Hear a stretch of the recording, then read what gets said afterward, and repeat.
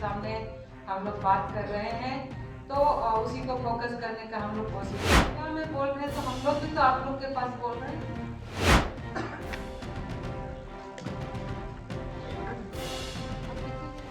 आप सोच सकते हैं कि इन 4 सालों में कितने कितने केसेस आए होंगे, कितने महिलाएं, कितने बहनें सफर किए होंगे, दर दर बढ़े।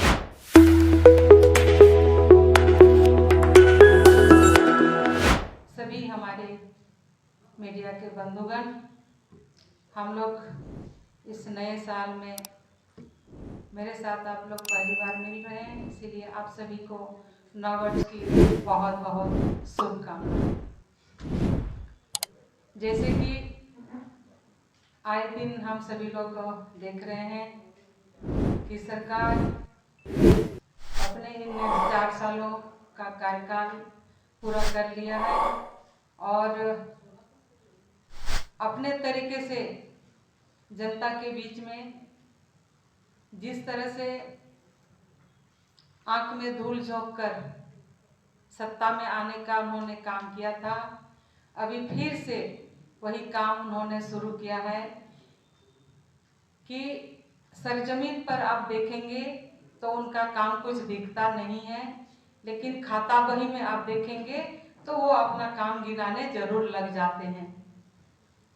हम अगर पिछले सरकार की थोड़ा सा याद दिलाएं, चूँकि आज हम लोग समाज कल्याण से संबंधित या महिलाओं से संबंधित विषय आपके सामने हम लोग बात कर रहे हैं, तो उसी को फोकस करने का हम लोग कोशिश करेंगे। तो सरकार के स्तर से अगर समाज कल्याण का बात हम लोग करेंगे तो समाज कल्याण महिला एवं बाल विकास विभाग का जो मूल काम है वो आंगनबाड़ी केंद्र के माध्यम से जो संचालित होता है, और आंगनबाड़ी केंद्र में छोटे बच्चे जो पढ़ते हैं और उसमें सेविका सहायिका कार्य संचालित करते हैं।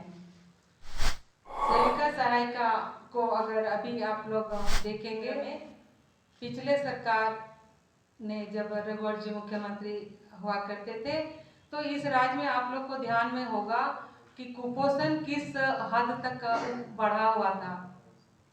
कुपोषण को खत्म करने के लिए, मिटाने के लिए पोषण सखी का नियुक्ति हुआ था इस राज्य में, लेकिन वर्तमान सरकार जैसे ही सरकार में आए और पोषण सखी का नियुक्ति उन्होंने रद्द कर दिया या खत्म कर दिया, उन लोगों को अब नौकरी से बर्खास्त कर दिया।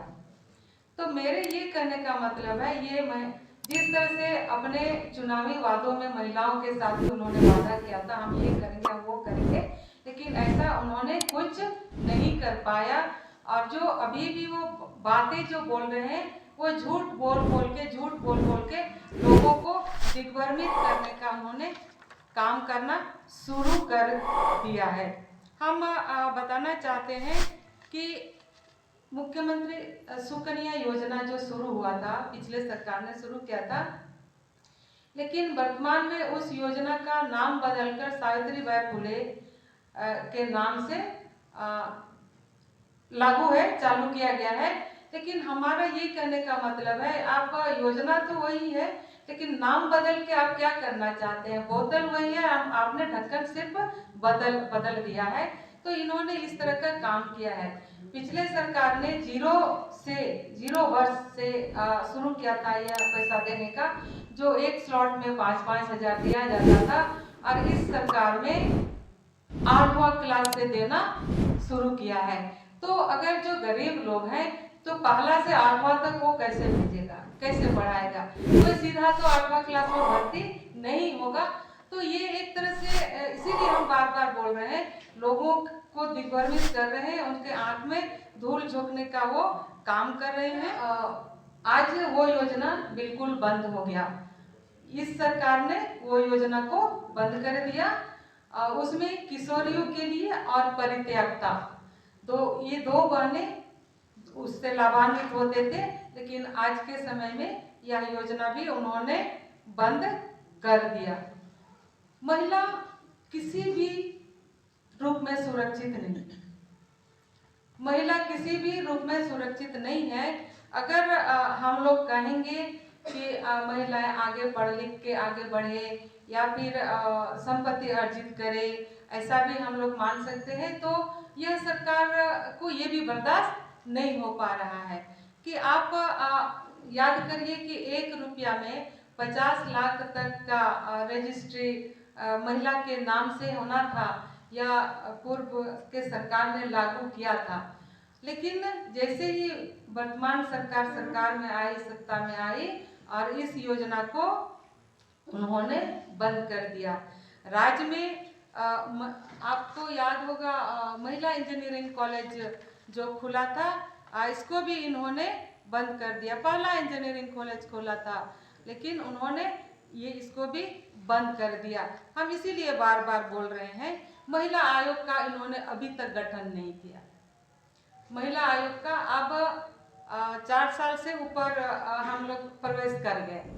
अब महिला आयोग का गठन कब होगा? आप सोच सकते हैं कि इन 4 सालों में कितने कितने केसेस आए होंगे, कितने महिलाएं, कितने बहनें सफर किए होंगे, दर दर भटके होंगे, लेकिन उनको कहीं भी न्याय, आखिर कहाँ जाएंगे, अपनी बातें कहाँ रखेंगे?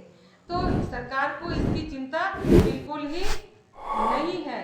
तो इसीलिए हम बोल रहे हैं कि यह सरकार जो है महिला विरोधी है। यह सरकार जो है महिला विरोधी है, और इसीलिए चूंकि हम संथाल परगना के रहने वाले हैं, आप सभी लोगों को मालूम है। वैसे तो कुछ विषय हमारे विधायक जी रखेंगे, लेकिन उसी से कुछ पाठ हम चूंकि संथाल परगना के हैं, इसीलिए उसको टच कर दे रहे हैं। आपको ध्यान में होगा बहन रूपा